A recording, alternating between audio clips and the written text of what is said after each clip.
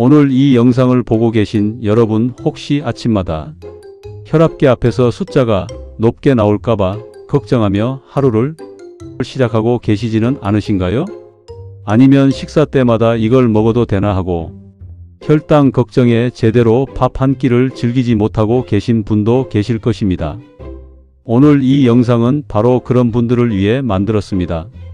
실제로 혈압과 혈당 때문에 힘겨운 시간을 보내다가 생활 습관을 바꿔 건강을 되찾은 70대 어르신의 이야기를 통해 우리가 무엇을 어떻게 해야 하는지 차근차근 살펴보겠습니다. 끝까지 함께 해주시면 반드시 도움이 되는 내용을 가져가실 수 있습니다. 영상이 도움이 되셨다면 좋아요와 구독 버튼을 눌러주세요. 이 채널은 어르신들의 건강하고 활기찬 노후를 응원하는 영상을 계속해서 만들어 드립니다. 경북 안동에 사는 이순길 어르신은 올해 74입니다. 평생 농사를 지으며 온몸으로 살아온 분이십니다. 젊은 시절에는 새벽부터 논밭을 뛰어다녀도 지칠 줄 몰랐고 쌀밥에 된장찌개면 그것으로 충분했습니다. 아팠던 기억이 거의 없었습니다. 그런 어르신이 70대에 접어들면서 몸이 달라지기 시작했습니다. 아침에 일어나면 뒷목이 뻣뻣하고 머리가 묵직했습니다. 계단을 오르면 숨이 금방 찼습니다. 발목이 퉁퉁 부어있는 날도 잦아졌습니다. 그래도 어르신은 대수롭지 않게 여기셨습니다. 나이 들면 다 그런 거지 하고 넘기셨습니다. 밥상은 예전과 크게 다르지 않았습니다. 짭조름한 간장게장, 된장에 절인 깻잎장아찌, 진하게 끓인 김치찌개. 평생 드셔온 음식들이었고 그것이 몸에 배어 있었습니다. 운동은 농번기에는 일이 곧 운동이었고 농한기에는 따로 움직일 일이 없었습니다. 텔레비전 앞에 앉아 하루를 보내는 날이 많아졌습니다. 이것이 이순길 어르신의 평범한 일상이었습니다. 그리고 이 일상은 우리 주변의 수많은 어르신들이 살아가는 모습과 크게 다르지 않습니다. 어르신이 처음으로 보건소 건강검진을 받으신 건 동네 이장님의 권유 때문이었습니다. 검진 결과를 받아든 순간 어르신은 자리에서 일어서지 못하셨습니다. 수축기 혈압 168, 공복혈당 158, 당화혈색소 7.9%. 보건소 간호사 선생님이 조심스럽게 설명해 주셨습니다. 어르신, 혈압은 140 미만이 정상이고 공복혈당은 100 미만이어야 합니다. 지금 두 가지 모두 상당히 높은 상태입니다. 이대로 두면 뇌졸중이나 심근경색으로 이어질 수 있어요. 사실 이순길 어르신만의 이야기가 아닙니다. 질병관리청의 2025년 만성질환 현황 보고서에 따르면 우리나라 65세 이상 노인의 84%가 한 가지 이상의 만성질환을 가지고 있으며 두 가지 이상의 만성질환을 동시에 앓고 있는 분이 54.9%에 달합니다. 2명 중 1명이 복합 만성질환자인 셈입니다. 고혈압 유병자 중에서 혈압이 정상 범위로 조절되고 있는 분의 비율은 50.4%에 불과합니다. 즉, 고혈압을 앓고 있고 치료도 받고 있지만 절반은 여전히 위험한 수치를 유지하고 있다는 뜻입니다. 혈압과 혈당이 높다는 것은 단순히 숫자가 높다는 의미가 아닙니다. 혈관 안에서 조용히 그러나 쉼없이 손상이 쌓이고 있다는 신호입니다. 혈압이 높으면 혈관 벽에 압력이 지속적으로 가해져 혈관이 딱딱해지고 좁아집니다. 혈당이 높으면 혈액이 끈적해져 혈관을 더 빠르게 망가뜨립니다. 그 끝에는 뇌졸중과 심근경색이 기다리고 있습니다. 질병관리청 자료에 의하면 65세 이상에서 뇌졸중 발생 후 1년 이내 사망률은 31.2%입니다. 심근경색의 경우 65세 이상에서 발생 후 30일 이내 사망률이 14.2%에 달합니다. 3명 중 1명이 뇌졸중 후 1년을 넘기지 못한다는 무서운 현실입니다. 어르신은 처음으로 두려움을 느끼셨습니다. 그러나 그 두려움은 곧 한 가지 질문으로 바뀌었습니다. 나는 이제 어떻게 해야 하는가? 어르신이 가장 먼저 하신 일은 내과 병원을 찾아가는 것이었습니다. 의사 선생님은 당장 약을 처방하면서도 이렇게 말씀하셨습니다. 약은 혈압과 혈당을 어느 정도 낮춰 드리지만 그게 전부가 아닙니다. 생활 습관이 바뀌지 않으면 약의 효과는 절반도 나오지 않아요. 어르신은 처음에는 그 말이 잘 실감이 나지 않으셨습니다. 평생을 그렇게 사셨는데 지금 와서 뭘 어떻게 바꾸라는 건지 막막했습니다. 마침 보건소에서 운영하는 어르신 만성질환 관리 교실이 있었습니다.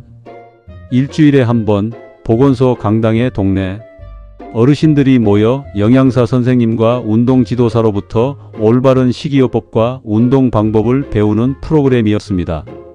어르신은 반신반의하며 참석하셨습니다. 첫날 영양사 선생님이 준비해 온 소금 양을 실제로 눈으로 보여주었습니다. 한국인이 하루 평균 먹는 나트륨의 양은 약 3,800mg 수준입니다. 그런데 고혈압 환자에게 권장하는 하루 나트륨 섭취량은 1,500mg 이하입니다. 어르신이 즐겨 드시던 된장찌개 한 그릇에는 약 800mg의 나트륨이 들어 있었고 김치와 장아찌까지 더하면 점심 한 끼만으로도 하루 권장량을 훌쩍 넘기는 셈이었습니다. 어르신은 그 자리에서 충격을 받으셨습니다. 음식을 탓할 수가 없었습니다. 그 음식들이 잘못된 게 아니라 너무 많이, 너무 짜게 먹어온 자신의 습관이 문제였습니다. 변화는 쉽지 않았습니다. 수십 년 몸에 밴 식습관은 마음 하나로 바꿀 수 있는 게 아니었습니다. 처음 한 달은 그야말로 전쟁이었습니다. 싱겁게 끓인 된장국은 맛이 없었고 간을 줄인 나물은 풀을 씹는 것 같았습니다. 식후에 산책을 나가야 하는데 무릎이 아파서 걷다가 돌아오는 날도 있었습니다. 마음은 하고 싶은데 몸이 따라오지 않았습니다. 어르신은 교실 강사에게 이런 고민을 털어놓으셨습니다. 강사는 이렇게 말했습니다. 처음부터 완벽하게 바꾸려고 하지 마세요. 딱 한 가지만 먼저 바꿔보세요. 국을 반 그릇으로 줄이는 것부터 시작하면 됩니다. 그리고 운동도 마찬가지였습니다. 무릎이 아픈 어르신에게 무리한 운동을 권하지 않았습니다. 대신 식사를 마친 뒤 10분 동네 한 바퀴를 천천히 걷는 것만 해보라고 했습니다. 식후 걷기는 근육이 혈당을 직접 소비하는 효과가 있어서 혈당 급등을 막는 데 매우 효과적입니다. 어르신은 그 조언을 따르셨습니다. 국을 반 그릇으로 줄였습니다. 밥 먹고 나서 10분 걸었습니다. 너무 단순해서 오히려 할 수 있었습니다. 그런데 문제가 또 있었습니다. 주변의 시선이었습니다.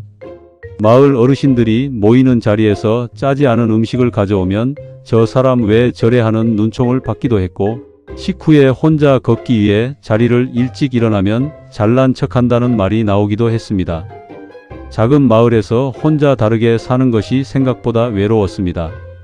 어르신은 몇 번 포기하고 싶으셨다고 하셨습니다.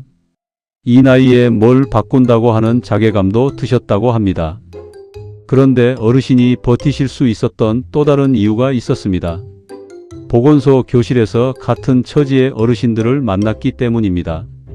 혼자였다면 포기했을 텐데 같이 앉아서 배우고 같이 투덜거리다 보니 오히려 웃음이 나기도 했습니다. 나만 이런 게 아니구나 하는 사실 하나가 생각보다 큰 힘이 되었습니다. 사실 고혈압과 당뇨를 함께 관리해야 하는 어르신들이 얼마나 많은지 실제 통계를 보면 더 잘 알 수 있습니다. 건강보험심사평가원 자료에 따르면 고혈압 환자의 24%, 당뇨병 환자의 63%가 두 질환을 동시에 앓는 복합질환자입니다. 고혈압이 있으면 혈당 조절도 어려워지고 혈당이 높으면 혈관이 손상되어 혈압도 올라갑니다.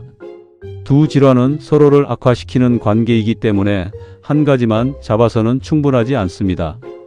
어르신이 식단과 운동을 동시에 챙겨야 한다는 사실을 이때 비로소 온몸으로 이해하셨습니다. 그런데 석 달이 지나면서 몸이 달라지기 시작했습니다.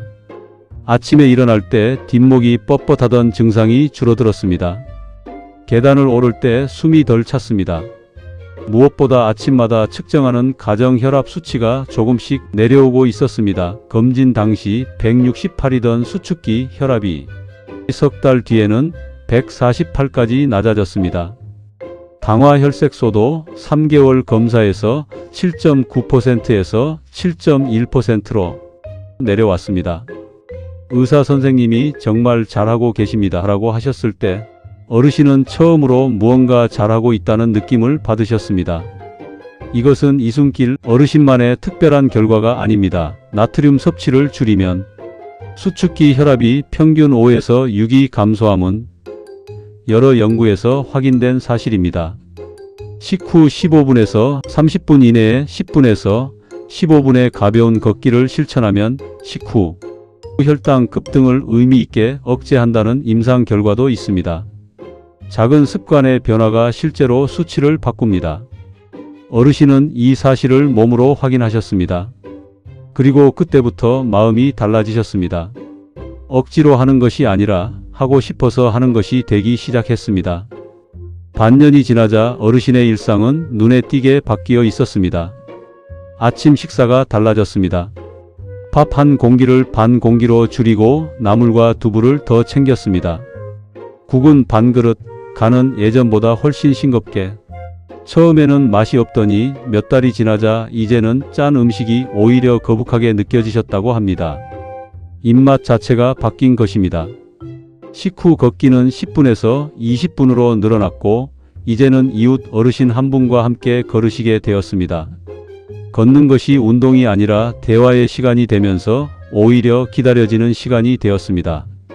혈압약은 의사 선생님과 상의 끝에 용량을 줄일 수 있었습니다. 혈당 약도 마찬가지였습니다.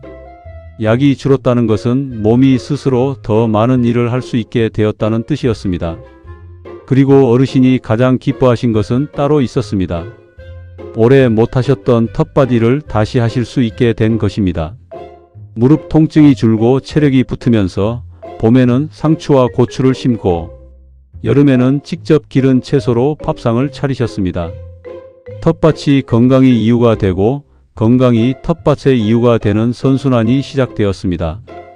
이 시기에 어르신이 새롭게 배우고 실천하신 것이 몇 가지 더 있습니다. 바로 수분 섭취와 수면 습관이었습니다.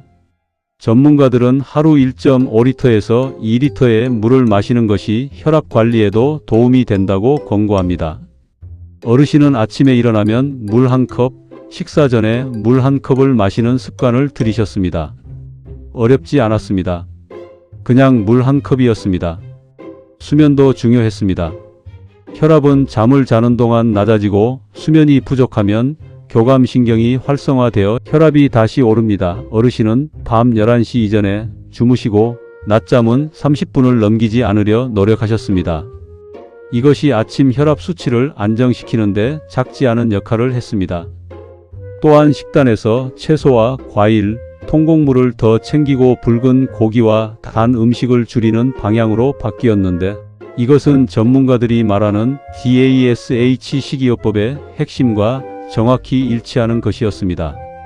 처음부터 어떤 이론을 따른 것이 아니라 몸이 편안한 쪽으로 자연스럽게 이동하다 보니 그렇게 된 것이었습니다. 어르신은 변화를 혼자만 간직하지 않으셨습니다. 보건소 만성질환 교실에서 처음 1년을 마치셨을 때 어르신은 강사에게 부탁하셨습니다. 제가 경험한 걸 다른 어르신들께 직접 말씀드려도 될까요? 그렇게 해서 어르신은 그 다음 기수의 교실에서 자신의 이야기를 나누는 시간을 갖게 되셨습니다. 어르신이 하신 말씀은 전문 지식이 아니었습니다. 그냥 자신이 겪은 이야기였습니다. 저도 처음에는 믿지 않았어요. 그런데 국 반 그릇부터 시작했더니 진짜 혈압이 내려갔습니다. 그 말이 같은 처지의 어르신들에게는 어떤 전문가의 강의보다 더 크게 다가갔습니다. 이것이 건강의 전파 방식입니다. 정보가 아니라 경험이, 숫자가 아니라 사람이 사람을 움직입니다. 어르신 주변에서도 변화가 생겼습니다. 함께 걷기 시작한 이웃 어르신은 6개월 만에 수축기 혈압이 10이 넘게 내려갔습니다. 교실에서 함께한 분들 중 일부는 당화혈색소가 기준치인 6.5% 이하로 내려와 이제 당뇨병 전 단계로 돌아왔다는 말을 들으셨습니다. 혼자 하면 어렵지만 함께 하면 가능한 일이 있었습니다. 이순길 어르신은 지금도 매일 아침 혈압을 재십니다. 수축기 혈압은 132, 1년 전에 168에서 여기까지 왔습니다. 공복혈당은 110까지, 당화혈색소는 6.8%로 내려왔습니다. 어르신은 이렇게 말씀하셨습니다. 처음에는 내가 이 나이에 뭘 바꿀 수 있을까 싶었어요. 그런데 바꿔보니까 알겠더라고요. 아주 작은 것 하나가 다른 것 하나를 바꾸고 그게 또 다른 것을 바꾸더라고요. 천천히, 그렇지만 분명하게. 지금 이 영상을 보고 계신 여러분께 드리고 싶은 이야기는 딱 하나입니다. 크게 바꾸지 않아도 됩니다. 오늘 점심 국 반 그릇만 드셔보세요. 식사 후에 딱 10분만 밖에 나가서 걸어보세요. 아침에 일어나면 혈압을 한번 재보세요. 이 세 가지가 전부입니다. 이것부터 시작하면 됩니다. 질병관리청 자료에 따르면 고혈압 환자 중 목표 혈압에 도달한 분은 절반 수준입니다. 나머지 절반은 치료를 받으면서도 여전히 위험한 수치에 머물고 있습니다. 그 절반 안에 계신 분이 있다면 오늘부터 달라질 수 있습니다. 약을 끊으라는 말이 아닙니다. 약과 함께 생활습관이라는 두 번째 기둥을 세우라는 말입니다. 혈압과 혈당은 일생에 걸쳐 관리해야 하는 두 개의 창문과 같습니다. 이 창문이 맑아야 오장육부가 충분한 햇빛을 받습니다. 이 창문이 흐려지면 몸 안이 어두워지고 어두워진 곳에서 병이 깊어집니다. 여러분은 지금 어떤 창문을 가지고 계십니까? 아직 늦지 않았습니다. 이순길 어르신도 74세 시작하셨습니다. 여러분도 오늘 시작하실 수 있습니다. 이 영상이 도움이 되셨다면 좋아요 버튼을 눌러주세요. 구독하시면 앞으로도 어르신들의 건강한 노후를 위한 영상을 꾸준히 보내드리겠습니다. 고맙습니다. 시청해 주셔서 감사합니다.